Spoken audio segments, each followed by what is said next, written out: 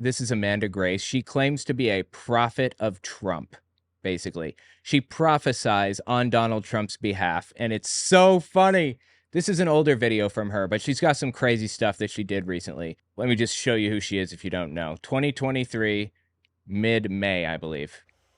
There's wickedness attempting to completely cover this nation in perversion and seductive seducing spirits. Seductive seducing, oh boy. I have never seen more images of more mermaids and water people in my life.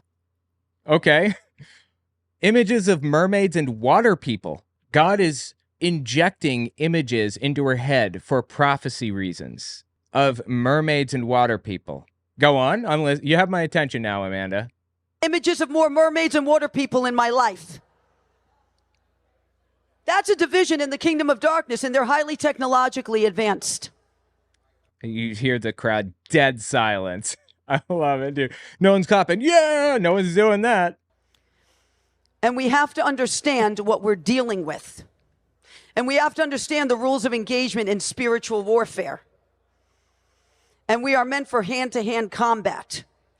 And we are meant to bring our cries before the throne of God, to bring judgment on the rulers of darkness of this world and of this nation. Because the rulers have set up a throne in this nation. They've set it up. Darkness has completely covered and eclipsed the White House of this nation. Jesus Christ, dude. Get help. Seriously. If this is not the quintessential example of somebody who got famous for needing help and never got it, I don't know what is. Anyway, Amanda Grace. She is a prophet of Trump, and she's on a live stream here with Eric Trump. Listen to what they have to say to each other. Oh, by the way, on the bottom is Clay Clark. He is involved in the new Trump campaign, the new Trump administration, basically. I'm going to have some things to say about him later on, but just listen to what they say here.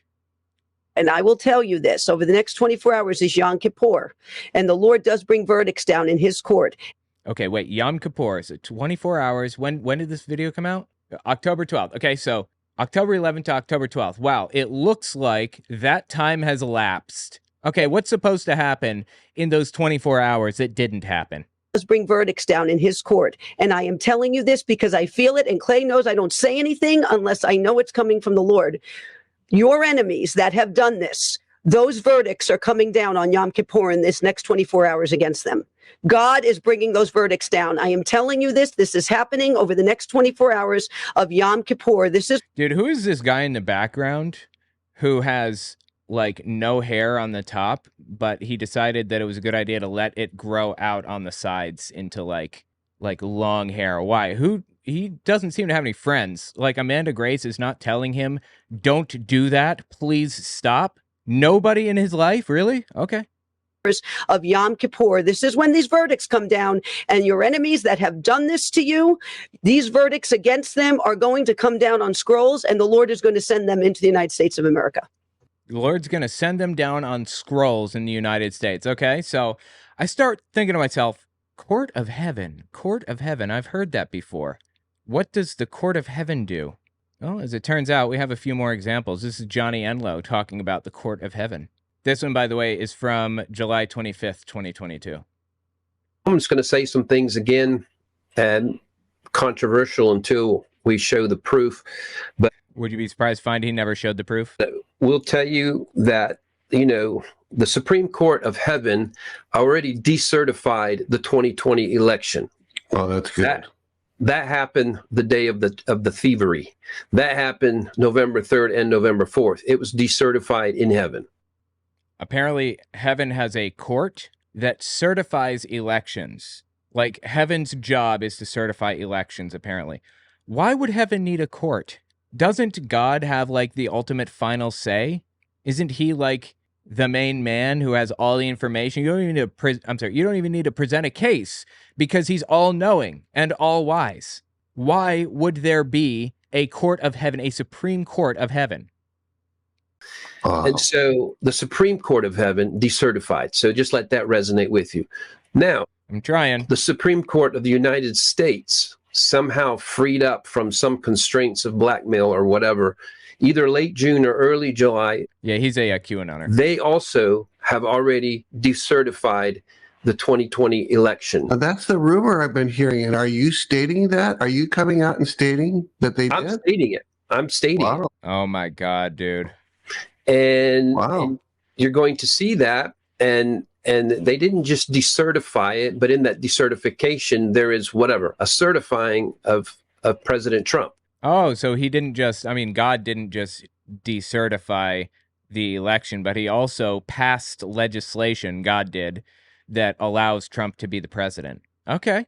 I didn't know that heaven had such a robust court system. This is news to me, actually.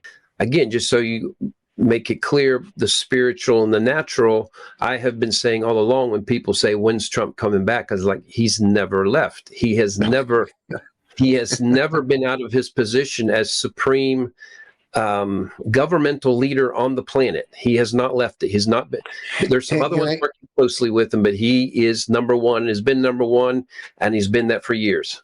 Can I state it another way? When prophets were saying there was going to be a red wave and he was going to win by a landslide Oh yeah, that was funny. And they face planted on that one. in 2020, are you stating that he not only won by a landslide, he never left office, having won? Brother, are you serious with this? He's now starting his other term, if you would put it that way. He won by a landslide. 2018 was a landslide. The midterms as well. It was another theft, another fraudulent election. Another. Really? Are they ever going to give up on this? Again, prophets paid the price for saying there's a red wave in 2018. That'll be proven too. The proof of Any second now. Still waiting. that will come back. So all of those who attacked the prophets for not getting it right on the 2018 red wave, just remember who you were and who you attacked, and be prepared to, just do the correct, right thing and say you're sorry. Okay. Just all I need is evidence. That's it. That's all I'm looking for.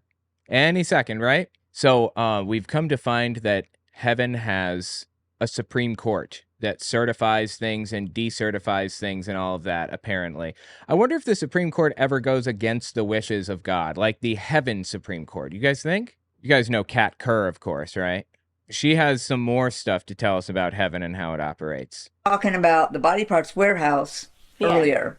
Yes, the body parts warehouse. Yeah. And how all that happens. How do you requisition heaven to release a body part if you're praying for a friend or a family member that really needs something, they need surgery, their liver, their heart, whatever part.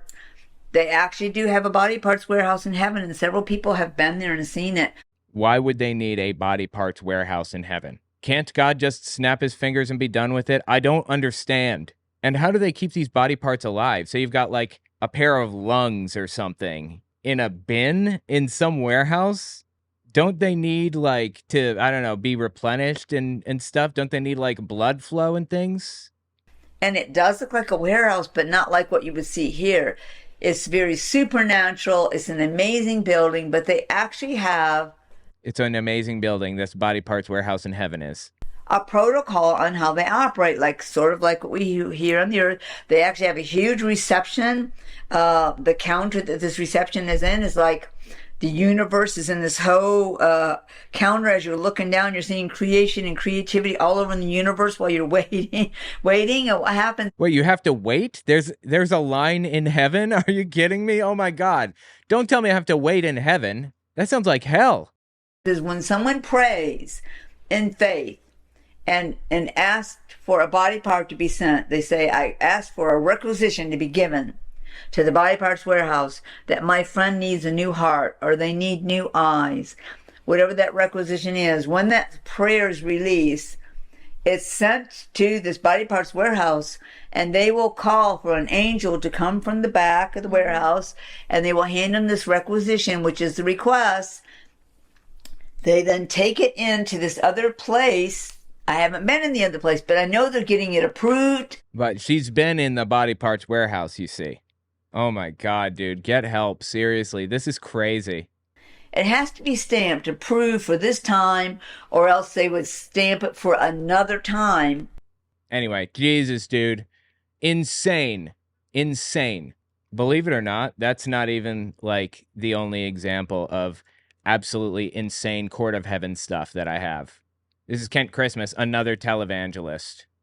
We watched an election be stolen No, you didn't. with somewhere around 80 million people who voted for Donald Trump. No, it was 73 million. First of all, let me say that whoever is voted in as president of this nation legally, that's my president. Okay, so Biden's your president then. So I also want to go on record and say Bill Clinton was my president. Barack Obama was my president. Why?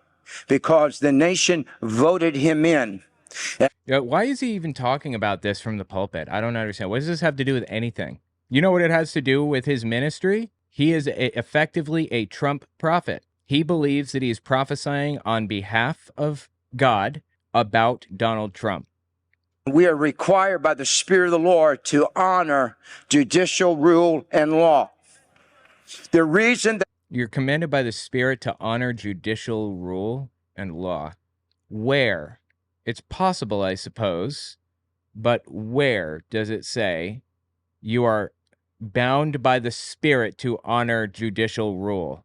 I guess maybe Romans 13, where it says be in subjugation of the government, but they only use that selectively, of course. I do not acknowledge the existing man in the White House is because he was not voted in as president. But he was. He's an imposter.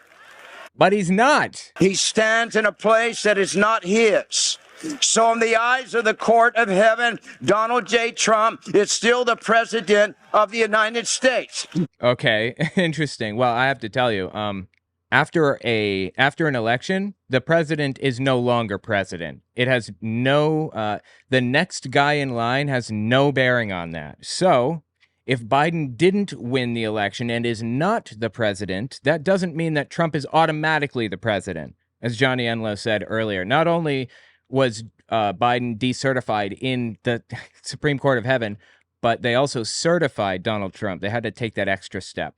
Kent Christmas is living in this fantasy land. I mean, we already knew that, but in this particular fantasy land, not only did Biden lose the election, but Trump remained president as a result of him not being president anymore, or not winning the presidency. This is just delusion all the way down. Oh my God, Kat Kerr. Oh, she's so funny. Here's Kat Kerr talking about the court of heaven also. News will have to tell the truth. The news will. For they will say these very words. We don't want to say this. We tried to prove it wasn't true, that it was a lie. Talking about the 2020 election, I think. But Trump won the 2020 election. He is the president of the United States of America. See, I'm telling you guys, this is a religion. This is a full-blown religion, this Trump stuff about him being the president and all that. It's a religion now. Like, really. And I will give him his 4 more years. There will not need to be an election to cause that to happen. For I have already spoken from the... So God is just going to appoint Donald Trump president? Okay. Oh, well, I'm waiting. Any second. Already spoken from the courtroom of heaven. Even into the unknown space. Into the spirit realm, the physical realm. Those words have already been spoken. You can write it down. That it will be proven that Trump, who was my chosen person, is my chosen person to sit in the seat of the White House, who will wipe up this mess like a mop bucket so there's no trace of it. Okay. Well, I'm still waiting. Yeah, I can't say I wrote the words down, but I have this on tap, and I've marked it as a prophecy pending failure. I've been writing down all of the prophecies, just kind of putting them in parentheses, and moving forward, I'm going to start going back and, laughing at them. Anyway, Jesus Christ, people. Seriously, this is why we need to fund mental health in the United States, right here. This. I mean, unfortunately, I don't believe that this is, this whole court of heaven thing. I don't think that it's the result of like a mental condition in all seriousness. I think it's these people believing that they are superior and are capable of doing things that you are not capable of doing, like communicating with God uniquely. And so they believe that like God can do anything that they want him to do, and they order God basically to install Trump as president. Now they did that. And they said, I told God to, he's definitely going to do it. God told me he's going to install Trump. And when it didn't happen, they didn't know what to do. It's not mental illness. It's them sticking their foot in their mouth and not knowing how to handle it afterward. Like they could just stop talking about it entirely. They choose to continue to bring it up over and over and over again. They choose to harp on this. Why? This is a failed prophecy. You should be embarrassed by it. Anyway, tell me what you think about it in the comments. This is just wild to me. Pretty sure there are rules in the Old Testament against divination. Yeah, totally. But see, here's where it gets interesting. Kat Kerr and Greg Locke, particularly, him specifically, and others, believe that witches and, Satan worshipers and all that, they can do divination and fortune telling and whatever other thing, right? And they get their power to do those things from Satan in their mind. Well, in Greg Locke's mind, he believes that he can do the same things, divination and all of it, but his power is from God rather than from Satan. For example, Moses and Aaron were in Egypt, I think, and one of them threw a staff down and it turned to a snake or something. And then Pharaoh's magicians did the same thing, but Moses's snake gobbled up the other snake staffs. You guys remember that story? That's kind of the idea behind Greg Locke's theology and Kat Kerr's and others regarding divination. They can do the same things as witches, but theirs is more powerful because it's from God, basically. Just insane.